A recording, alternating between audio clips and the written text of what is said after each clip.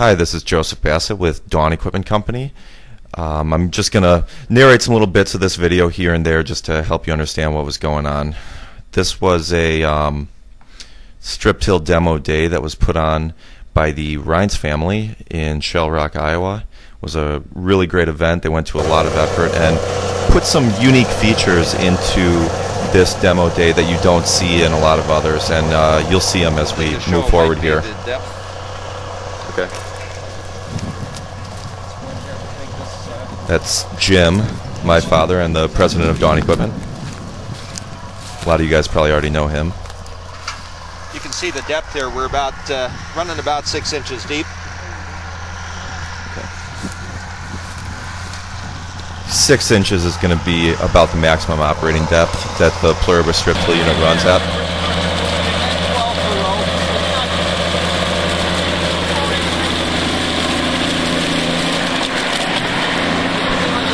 The weather really didn't cooperate on this day like we wanted it to, and it was sort of misting and drizzling, and it actually started raining towards the end of this event.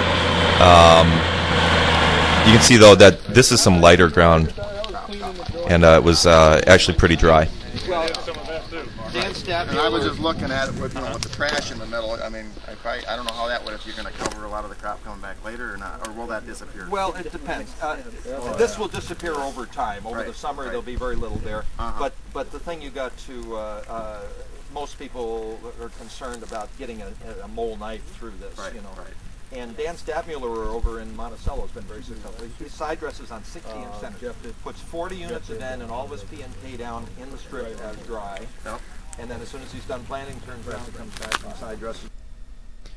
Now we're going to meet Jeff, who was hosting the event, and he's going to talk about his program a little bit. Hey Jeff, what sort of fertilizer program did you use this spring?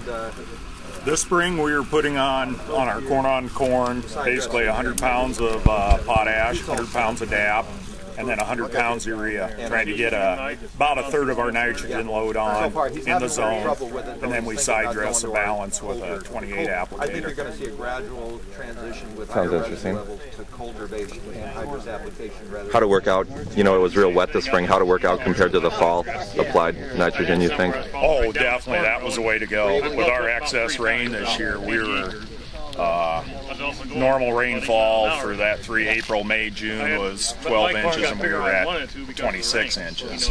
So, yeah, the later nitrogen application, especially with the increased costs, is definitely the way to go. This is Jeff's unit over here. What do you think about the combination with the toolbar and the dry hopper and everything? Oh, that worked out excellent. The Montag cart follows that just perfect through the field, and that's a good heavy built toolbar. It worked out real well. We probably ran 1,800 acres through that rig this spring with virtually no trouble. So what did we do here? This corn was actually planted specifically for this demo? Yes, this was planted. This whole particular field happened to be a friend of mine happened to take prevented planting on the farm for whatever reasons. And it worked out that we could run a strip till demo here in August. So we came in here, today is August 21st, we came in here August 6th in the morning, made a round with the strip till unit, and then that afternoon planted the corn. Were you typically this spring planting the same day that you were strip tilling? Probably a fourth of our corn was put in that way. Not by plan, but just the way Mother Nature. Most of it was probably planted within 3 days of strip tilling. Okay. And you've got a Kinze planter? We have the 8-row Kinze planter that you see here, and then I have a 16-row Case IH 1200. Right. And the Case planter, the emergence in the stand was good in the strip till? Oh yeah, excellent. I mean, once you dig in this strip, you realize just how beautiful of a seed bed that is. Just the only attachment on the planter is a set of row cleaners, and they just barely. They're probably not even turning 70% of the time, just to clear that last little bit of trash. And you think the stand that you got was comparable at least to what the guys doing conventional tillage were getting? Oh, probably better. Probably better. Every bit as good, if not better. Excellent. This is a really great field day. You can see it's raining a little bit here, but we're not going to let that dampen our spirits. Pardon the pun there. Jeff is actually a DeKalb seed dealer too. DeKalb's close to his heart and close to my heart too. They were my Little League team sponsor when I was a kid here in Northern Illinois. It's back when they were DeKalb Genetics still.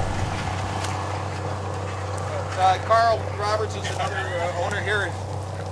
What do you think? 12 mile an hour and mud, you go too far out. This is Carl, another customer that's been strip tilling for a while. He's got a real slapstick sense of humor. Here we're going to actually, they laid out 6 rows of strips with our 6-row demo bar a little bit ago, and here we're coming in with this planter, and they're just going to demonstrate planting right into the strips and how you can, how easy it is to really hit that strip. Being able to actually stay on the strip is a real concern for a lot of people when they're getting into the system. Notice that this planter is set up with the drag chains, which is pretty atypical for use in our strip. I think that he had those on there from some time ago. He's actually putting down some seed there. Oh yeah, should be. We don't have the monitor in the tractor, so this would be the one time when it would fail. But